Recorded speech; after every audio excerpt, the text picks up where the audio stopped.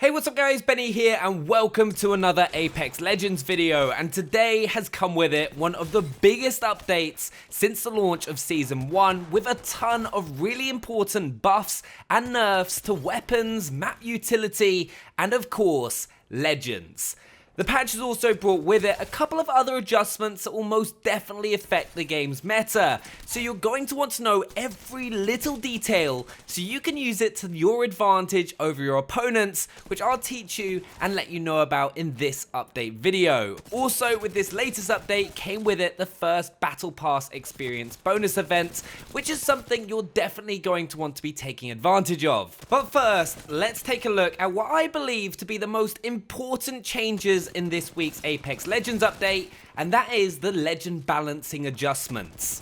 As I'm sure you're aware of, the chunky legends in Apex are by far the worst, and I'm sorry for all you chunky mains out there who love Caustic and Gibraltar, but whenever anyone sees them, they instantly think they've got a free kill. First up is Gibraltar, who a few weeks ago got that hitbox adjustment, which didn't have the effect that Respawn wanted, and based off the analytics that they have access to, Gibraltar was still massively underperforming compared to other legends in the game, which they believe to be a serious problem, so they've made a couple more changes to make him a more viable option. First of all, they've added a new perk to Gibraltar's passive, which is called Fortified, which reduces damage taken by 10%. Now, this might not sound like much, but that's an extra 10 base health, and when you've got level 3 armor, an extra 20 health, giving Gibraltar a total of 220,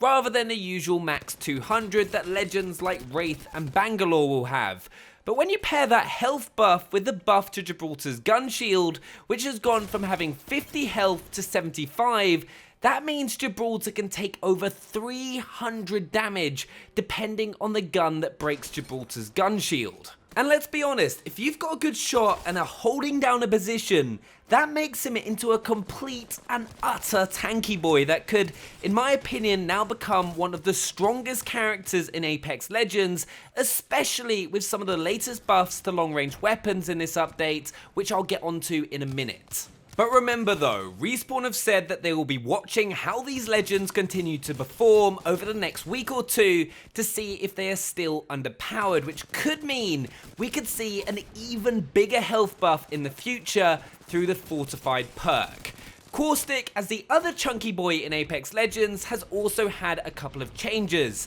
First of all, he has also, like Gibraltar, gained the Fortified perk, which reduces damage taken by 10%. Though Caustic is now also going to be able to deal a lot more damage, as his gas damage per tick has been increased from 1 to 4. So getting caught in Caustic's gas is going to be a lot more dangerous than it has been in the past. Which means that if you play as Caustic and want to completely lock down an area with gas and trigger the traps, he could become absolutely unstoppable at endgame, depending on where the zone ends up.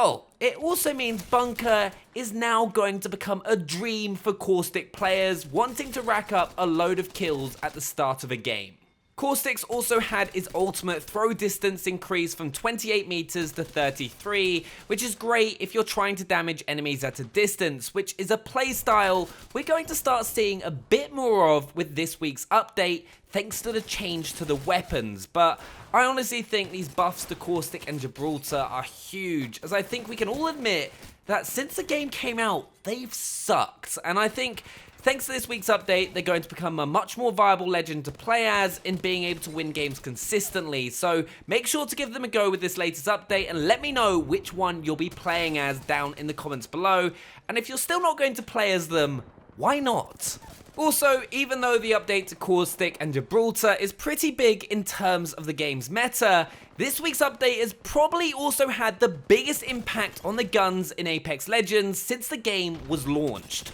Respawn believe that long-range gunplay is a lot weaker compared to close range, which is true, as I personally tried to get as close to enemies as possible to deal the most amount of damage using guns like the R99 and Peacekeeper, with players using a longbow DMR or G7 Scout being in a lot of trouble most of the time. So to counter this, they've made leg shot damage reductions not as bad as they used to be, changing it from a 25% damage reduction pre-update to now being only 10%. This means that you won't be as punished for inaccurate shots at a distance. And Respawn have done this because a lot of legends have so many abilities that make them difficult to hit at a distance, such as Bangalore's double time or Octane stim. So with a single shot weapon, it's quite hard to deal enough damage to take enemies down at a distance consistently. But that leads on to the other buffs that Respawn have also added to snipers,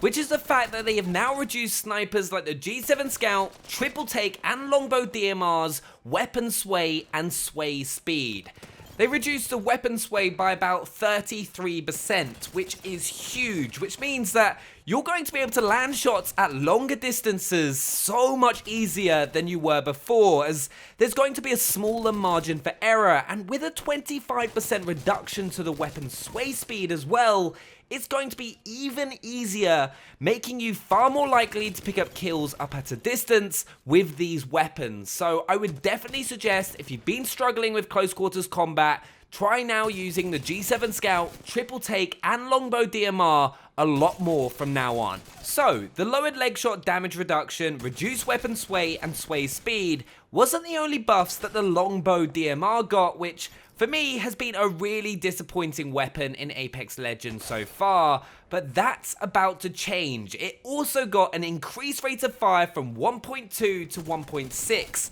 so it'll now fire 33% faster, which is going to be so useful at taking down enemy squads at a distance, especially if you can get your hands on the Skull Piercer attachment. But to help with the Longbow's DMR's new increased rate of fire, it also got an increased magazine size, with the base mag now having 6 rounds instead of 5, level 1 giving it 8 rounds, level 2 10 rounds, and the epic level 3 mag will now give the Longbow DMR 12 rounds a clip, which is going to make it a far better weapon, especially paired with that increased fire rate. The snipers weren't the only weapons to get changed in this balancing update. The Havoc Assault Rifle has also had its base magazine increased from 25 rounds to 32, and the single shot charge beam, which you get access to for long distance combat with the Select Fire attachment, now only costs 4 bullets a shot and now deals 60 damage at close range and 50 at a distance.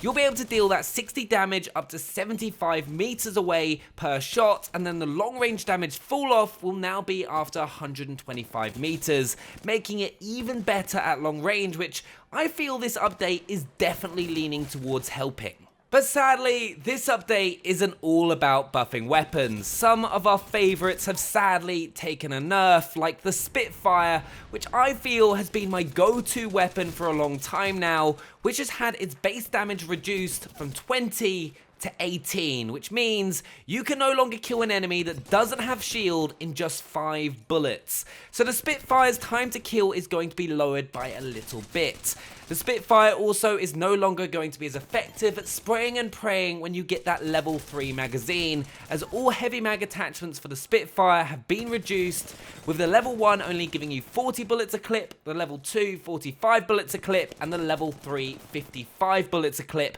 down from 60. It'll still be a good gun, but maybe not quite as overpowered as it was. And talking of overpowered guns, the Wingman has taken a huge nerf because of its clip size being reduced. The hardest thing with the Wingman is that you have to be super accurate to take enemies down, but sadly, when you pick it up now, the base mag for the gun is now only going to have 4 bullets. So if you miss, you're going to get destroyed by most other weapons in the game now. It's made me start thinking that with all the Longbow DMR buffs, it could be the new Wingman. Though the Wingman will still be pretty decent when you get an extended heavy mag, with the level 3 giving you 10 bullets a clip, the level 2 8 bullets, and the level 1 the usual 6 rounds a clip that you'll be used to. So if you're going to use the Wingman from now on, make sure you've got an extended mag. But with all those changes to long-range weapons in Apex Legends, make sure you try and use them as much as you can. You're definitely going to start having a lot more success at range than you have done in the past, so take advantage of it while you can, as most players will still be trying to rush straight at you across open ground. In this week's Apex Legends update, gold guns have also had a little bit of a change. The gold Havoc now has a turbocharger attachment rather than the select fire attachment, and also has a 1 to 2 times variable hollow sight. The gold R301 also now has a 1 to 2 times variable hollow sight, and the gold Wingman now has got a digital threat rather than the 1 to 2 times variable hollow sight, which is a huge upgrade and makes it worth keeping till endgame.